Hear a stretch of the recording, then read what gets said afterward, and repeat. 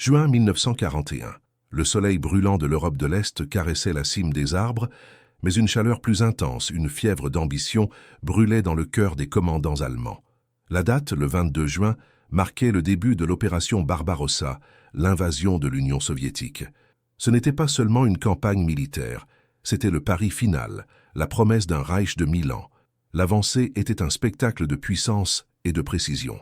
Des colonnes interminables de chars Panzer, leurs chenilles vrombissant comme des dragons mécaniques, fendaient les frontières. Le rugissement des moteurs Junkers et Messerschmitt déchirait le ciel, tandis que des bombes tombaient sur des villes et des villages endormis. L'odeur de métal chaud, de fumée de poudre et la sueur aigre de millions d'hommes se mélangèrent dans l'air, créant une symphonie macabre de guerre. La confiance était inébranlable. La Blitzkrieg, la guerre éclair, s'était révélée invincible. La Pologne avait plié en quelques semaines. La France en quelques jours. L'armée rouge, considérée comme archaïque et mal préparée, ne serait qu'un obstacle de plus à balayer. Les yeux des soldats de la Wehrmacht brillaient de la certitude de la victoire, de la promesse d'un hiver à Moscou. Ils marchaient à travers des champs de blé doré, sous un ciel bleu, avec le sentiment que rien, ni personne, ne pourrait les arrêter. La vitesse était la clé. La course implacable vers l'Est, pour écraser l'ennemi avant que l'hiver russe ne puisse même songer à se manifester. Mais la nature, dans sa sagesse ancestrale, réservait une surprise. Sous les pieds des envahisseurs, sous les chenilles de leurs véhicules, la terre elle-même conspirait. Les cartes, dessinées avec une précision germanique, ignoraient un ennemi plus ancien et plus implacable que n'importe quelle armée, la Rasputitsa. Ce mot russe, qui signifie « le temps des mauvaises routes », était plus qu'une simple condition météorologique. C'était une malédiction, un purgatoire de boue et de marécages qui transformait le paysage en un labyrinthe infranchissable. Les généraux allemands, habitués aux routes pavées de l'Europe occidentale, avaient sous-estimé l'immensité sans fin, l'absence d'infrastructures, cette terre qui, à la moindre pluie, devenait une mer de boue collante et insatiable. Le plan était audacieux, conquérir le territoire soviétique avant que l'automne et l'hiver ne puissent intervenir. Un calendrier serré, dicté par une ambition aveugle. Ils avançaient, poussant leur ravitaillement, leurs munitions, leurs hommes, toujours plus loin de leur base. Chaque kilomètre parcouru signifiait une ligne de ravitaillement plus étirée, plus vulnérable. La poussière soulevée par les colonnes motorisées au début de l'été n'était qu'un prélude. Le véritable ennemi, invisible et omniprésent, attendait patiemment, forgeant ses armes avec les pluies à venir, avec le dégel du printemps et le gel de l'hiver. La terre respirait, et cette respiration était létale. Les premières pluies d'automne, douces et trompeuses, commencèrent à tomber. L'odeur de terre mouillée, autrefois un soulagement après la poussière, se transforma en présage. Les routes de terre battue, qui avaient permis la vitesse de la Blitzkrieg, se liquéfiaient maintenant. Les camions, chargés d'équipements vitaux, de munitions, de carburant et de rations, commencèrent à s'embourber. Les roues patinaient dans le vide, s'enfonçant dans la boue marron foncé qui avalait pneus, essieux et le moral des soldats. Le bruit du moteur en sur-régime, le grincement des treuils, les cris de frustration et le silence qui s'ensuivait constituaient la nouvelle bande-son de l'avancée. Le calendrier serré de l'invasion allemande, autrefois promesse d'une victoire rapide, devenait maintenant une sentence. Les marécages commençaient à engloutir non seulement les camions, mais aussi les espoirs d'un triomphe facile. Tel est le décor de l'une des batailles les plus brutales et sous-estimées de la Seconde Guerre mondiale, la bataille de la Rasputitsa. Une guerre non pas contre des hommes, mais contre la terre elle-même, contre le temps, contre l'illusion du contrôle humain sur les forces de la nature. Une leçon d'humilité et de résilience, écrite dans la boue et le sang. Une histoire qui redéfinit le concept de champ de bataille. Préparez-vous à plonger dans les marais qui ont englouti les rêves d'un empire.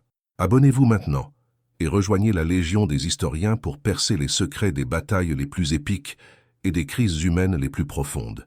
Ne manquez aucun détail de ce voyage dans le passé. L'avancée initiale, malgré les premières pluies, conservait encore l'élan d'une force imparable. Les divisions Panzer, avant d'être véritablement englouties, tentaient encore de maintenir la cadence brutale de la Blitzkrieg. Les chars forgés pour la vitesse sur le sol européen rugissaient et patinaient, mais pendant un temps, la puissance pure de l'Allemagne semblait défier la logique de la nature. Les soldats, boueux jusqu'aux genoux, marchaient encore avec une discipline de fer, leurs uniformes gris désormais teints en brun foncé, l'odeur de sueur et de terre mouillée imprégnant chaque fibre. La confiance, bien qu'ébranlée, persistait, nourrie par la propagande et la croyance en la supériorité technologique.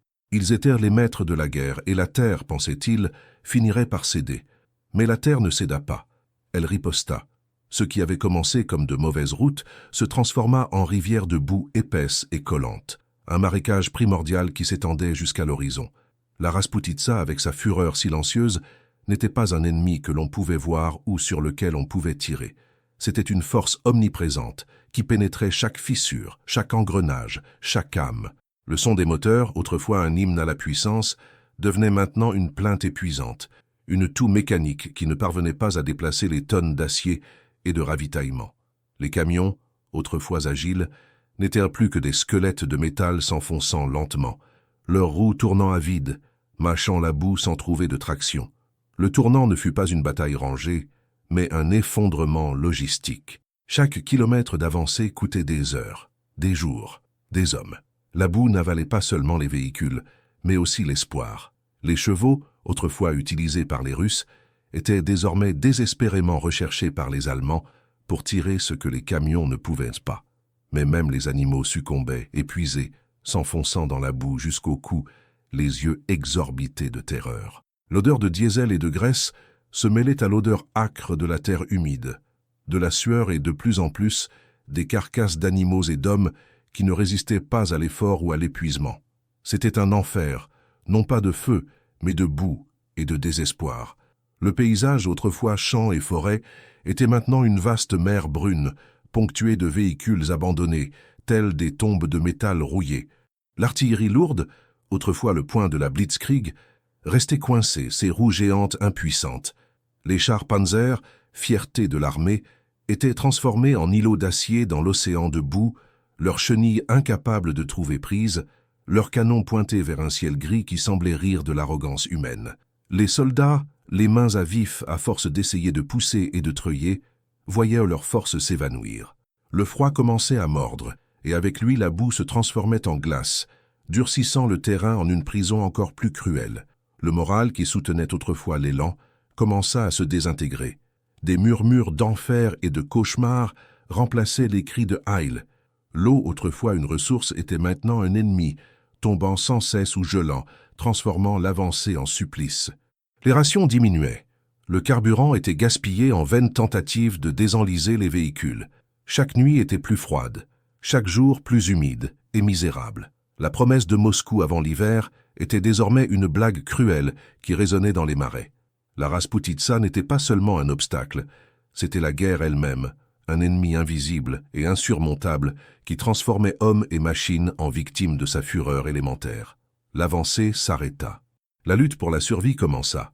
L'arrêt de l'avancée ne signifia pas la fin de la guerre, mais la transformation de sa nature.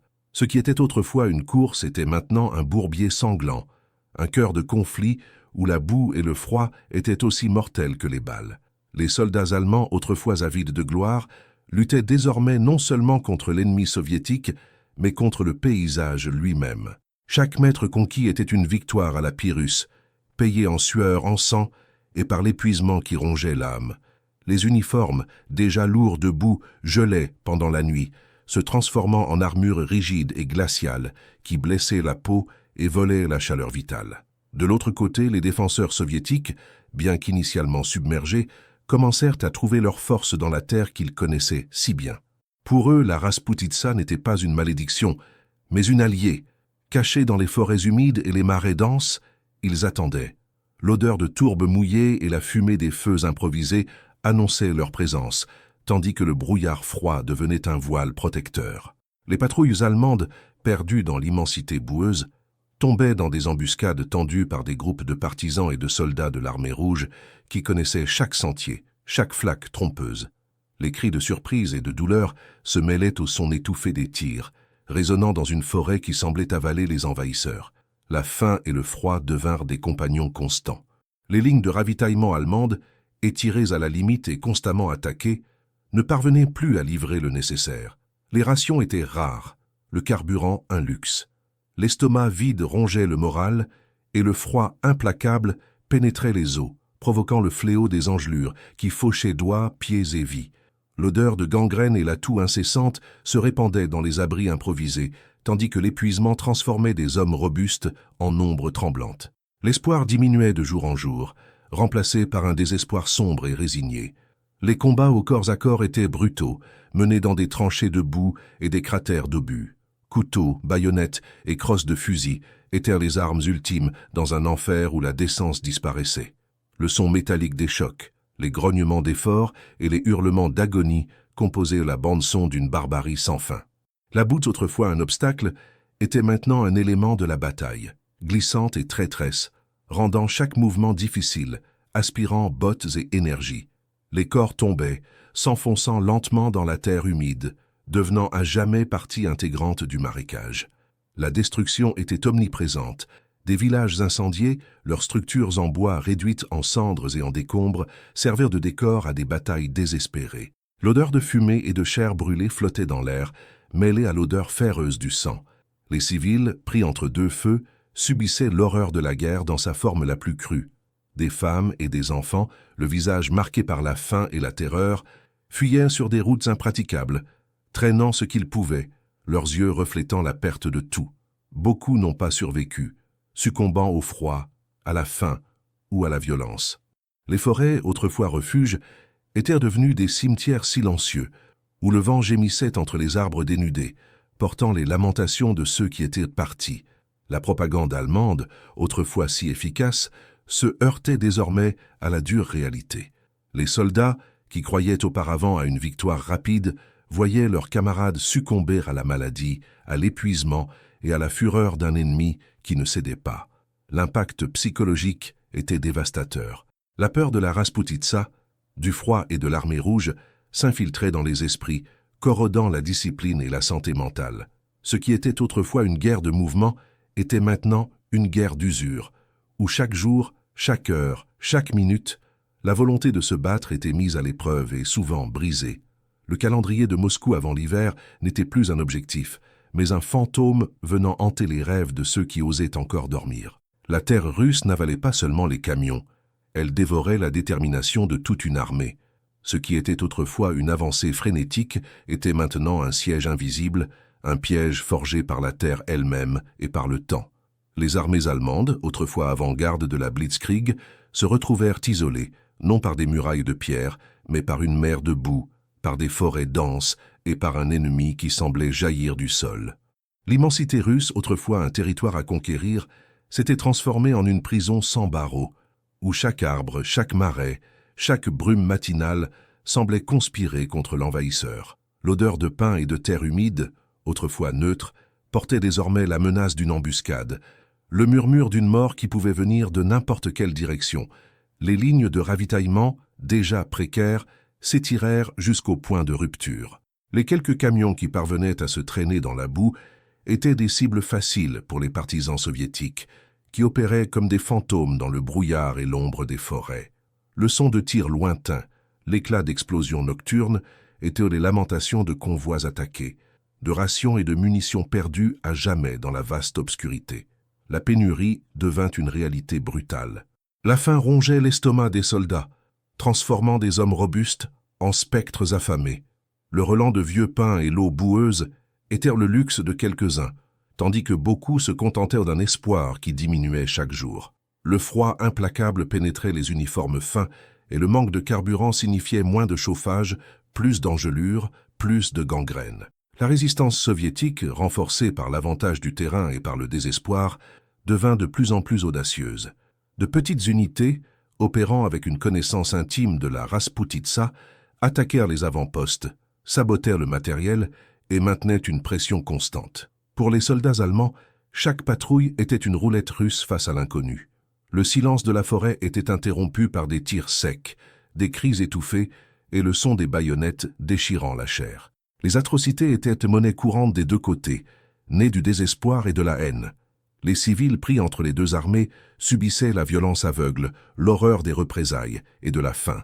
Des villages étaient incendiés selon la tactique de la terre brûlée, laissant des familles entières sans abri, sans nourriture, condamnées à errer dans les marais gelés, le visage marqué par l'épuisement et la terreur. L'effondrement moral et physique des forces allemandes était visible. Les yeux, autrefois pleins de confiance, reflétaient maintenant une fatigue profonde, une résignation sombre. La discipline commençait à céder. Les ordres étaient remis en question. Des murmures de désespoir se propageaient dans les abris improvisés. L'odeur de sueur, de boue et de maladie était constante, un rappel poignant de la détérioration. Les hommes tombaient malades par centaines, victimes de dysenterie, de fièvre, d'engelure. Les hôpitaux de campagne, improvisés dans des granges humides, étaient surpeuplés, sans médicaments, sans espoir. Les gémissements des blessés et des mourants se mêlaient au son incessant de la pluie verglaçante et du vent coupant. Chaque jour, chaque nuit, le piège se resserrait. L'avancée vers Moscou, autrefois une certitude, n'était plus qu'un mirage lointain, avalé par la boue et la glace. Les véhicules abandonnés, les corps gelés d'hommes et de chevaux, les villages en ruine, tout était un témoignage silencieux de la fureur de la Rasputitsa. La guerre n'était plus contre une armée, mais contre l'existence elle-même, contre la nature sauvage de la terre russe qui refusait d'être conquise. L'espoir, une ressource aussi vitale que les munitions, s'épuisait, s'enfonçant dans la boue avec les rêves de victoire. L'enfer gelé était arrivé, et avec lui la certitude que la survie serait la seule victoire possible pour beaucoup. Le point de non-retour ne fut pas une explosion colossale ou une charge de cavalerie, mais le murmure glacial du vent apportant la neige. Le paroxysme de la bataille de la Rasputitsa ne se produisit pas en un seul jour, mais en semaines d'agonie croissante, où le temps et la terre s'unirent pour écraser la volonté d'une armée. Les chars Panzer, autrefois symboles d'invincibilité, étaient maintenant enterrés jusqu'aux tourelles dans la boue gelée ou échoués dans des congères de neige. Leurs canons, autrefois menaçants, étaient muets, leurs équipages gelants à l'intérieur de l'acier devenu une tombe. Les bruits des moteurs en sur-régime furent remplacés par le craquement du bois se brisant sous le poids de la neige et par l'hurlement du vent qui semblait se moquer des envahisseurs. L'ordre de « ne pas reculer », venu du haut commandement de Berlin, se heurta de plein fouet à la réalité brutale du front de l'Est. Les généraux allemands, autrefois confiants, se trouvaient maintenant face à des décisions impossibles. Tenir la position signifiait l'annihilation lente et douloureuse. Tenter une avancée était une folie. Le coût humain était incalculable. Chaque tentative de contre-attaque était un suicide. Des hommes déjà épuisés et affamés étaient envoyés au combat à des températures inférieures à zéro, contre un ennemi qui semblait ragaillardi par la fureur même de la nature. L'odeur de poudre et de sang frais se mêlait à l'air tranchant, un cocktail nauséabond de mort et de désespoir. Les champs de bataille se transformèrent en cimetières à ciel ouvert. Des corps de soldats allemands, raides et bleuis, gisaient éparpillés sur la neige sale, leurs armes encore serrées dans des mains gelées. Beaucoup n'étaient pas tombés sous les balles, mais d'hypothermie, d'épuisement, d'inanition. La vision était d'une horreur pure, des silhouettes squelettiques aux yeux exorbités, transformées en statues de glace. Le son des gémissements des blessés, qui ne pouvaient être secourus ou soignés, se mêlait à la plainte du vent, créant une symphonie macabre d'agonie. Les prisonniers, lorsqu'il y en avait, avaient de la chance de survivre à la marche forcée à travers l'enfer gelé, beaucoup succombant avant d'atteindre le moindre camp. La reddition, pour beaucoup, ne fut pas un choix, mais une fatalité. De petits groupes de soldats, isolés et sans espoir, jetaient leurs armes dans la neige, les mains levées, le visage gris de faim et de froid. Leurs voix, rauques à force de crier et de tousser, parvenaient à peine à prononcer les mots de la reddition. Pour eux, c'était la fin d'un cauchemar, la reconnaissance de la défaite non pas face à une armée ennemie, mais face à la terre elle-même. Mais la reddition n'était pas toujours une option. Beaucoup furent encerclés et écrasés. D'autres tentèrent de fuir, transformant la retraite en un chaos désorganisé. Ce qui suivit fut une course désespérée pour la survie. L'avancée allemande, qui avait promis Moscou avant l'hiver, se transformait maintenant en une retraite chaotique et brutale. Les rares véhicules qui fonctionnaient encore étaient utilisés pour transporter les blessés les plus graves, laissant derrière eux des milliers d'hommes, leur équipement, leur artillerie. Les routes, autrefois impraticables à cause de la boue, étaient maintenant un piège de glace et de neige où chaque pas était un combat. Le grincement des chars soviétiques et le cri de « Hurrah » des soldats de l'armée rouge résonnaient dans le paysage glacial, annonçant la chasse. Les chasseurs étaient devenus les chassés. Des milliers d'équipements coûteux et vitaux furent abandonnés, devenant des monuments rouillés à l'arrogance militaire et à la fureur de la nature. Chars, camions, canons, tous engloutis par la neige et la glace, formant des paysages fantomatiques de destruction. L'odeur de diesel brûlé et de caoutchouc fondu contrastait avec le froid mordant, un rappel de ce qui avait été perdu. Les troupes allemandes, autrefois le summum de l'efficacité militaire, n'étaient plus que l'ombre d'elles-mêmes, se traînant dans la toundra, leurs bottes usées, leurs uniformes en lambeaux, leurs visages marqués par la défaite. La Rasputitsa avait vaincu. La terre russe, dans son immensité implacable, avait avalé l'élan de la Blitzkrieg et recraché les restes d'un empire.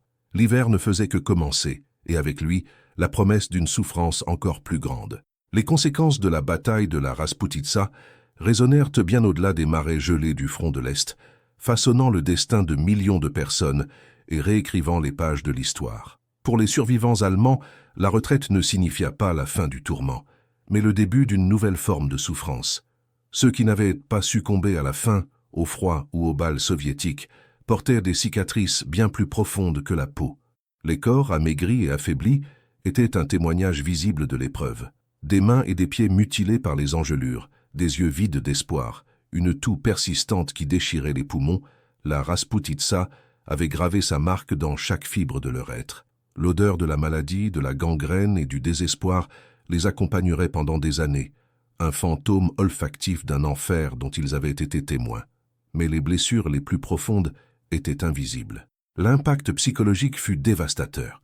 La confiance inébranlable dans la Blitzkrieg et la supériorité germanique s'étaient désintégrées dans la boue et la glace. La croyance en l'invincibilité fut remplacée par une terreur glaciale, un souvenir vivace de l'impuissance face à un ennemi qui ne pouvait être ni bombardé ni contourné.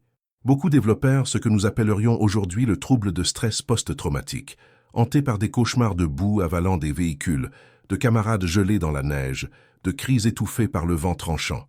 La vue des corps empilés, le son incessant de l'artillerie lointaine et le silence mortel de la toundra russe s'étaient ancrés dans leur esprit, corrodant leur santé mentale. Pour le haut commandement allemand, la Rasputitsa fut une brutale leçon d'humilité.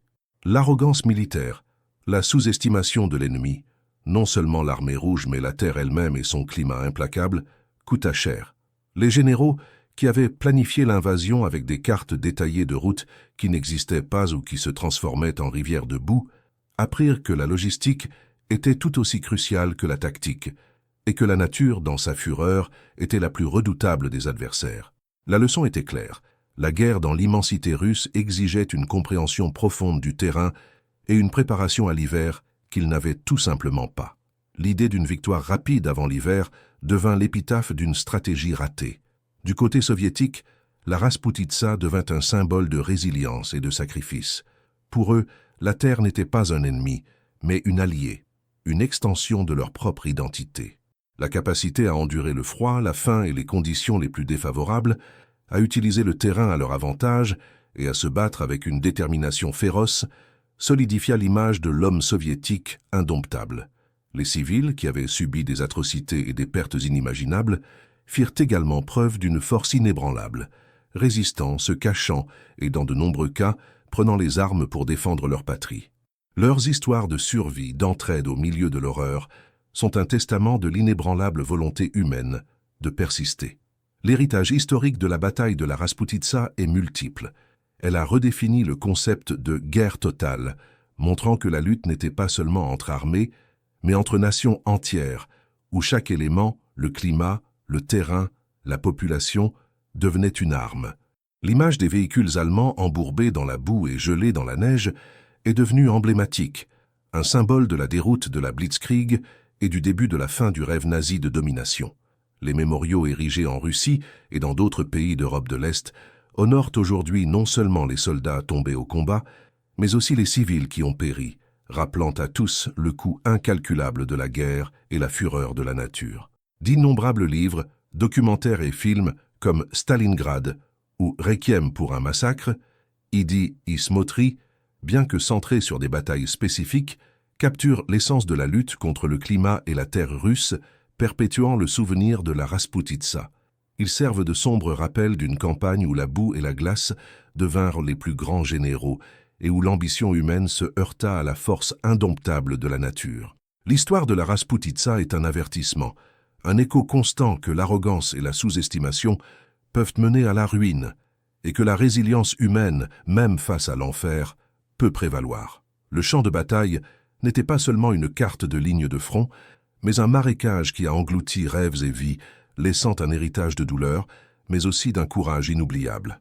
La bataille de la Rasputitsa demeure une méditation poétique sur la fragilité des plans humains face à la fureur de la nature. Chaque pneu embourbé, chaque véhicule abandonné et chaque vie perdue dans la boue et la glace est un cri silencieux contre l'arrogance et un rappel éternel de la brutalité et du courage. C'est l'histoire de la façon dont la Terre est devenue l'ennemi le plus redoutable et comment la résilience humaine a été testée jusqu'à ses limites. Le son du vent hurlant sur les champs gelés de Russie, l'odeur de terre humide et la vue des horizons infinis, tout converge pour nous rappeler que, aussi grandiose que soient les plans, la nature a le dernier mot. Ce n'est pas seulement l'histoire d'une campagne militaire ratée, mais une épopée sur la capacité humaine à endurer l'insupportable, à trouver la force dans l'adversité la plus cruelle. C'est la saga de soldats, de civils, d'hommes et de femmes, qui, au milieu du chaos et du désespoir, ont affronté non seulement un ennemi humain, mais aussi les éléments les plus sauvages de la planète. Les marais de la Rasputitsa ont englouti machines et hommes, mais pas le souvenir de leur lutte, de leur sacrifice. Que cette histoire serve de rappel vivace du coût de la guerre, de la futilité de l'arrogance et de la force inébranlable de l'esprit humain. La boue et la glace de la Rasputitsa gardent des secrets et des leçons qui résonnent à travers les siècles. Un avertissement solennel pour les générations futures. Pour que nous n'oublions jamais l'enfer gelé qui a façonné le destin d'une nation et marqué l'histoire de l'humanité. Aimez, partagez et abonnez-vous pour plus d'histoires épiques de l'histoire. Quelle bataille voulez-vous voir ensuite? Laissez votre commentaire et rejoignez notre voyage dans le passé.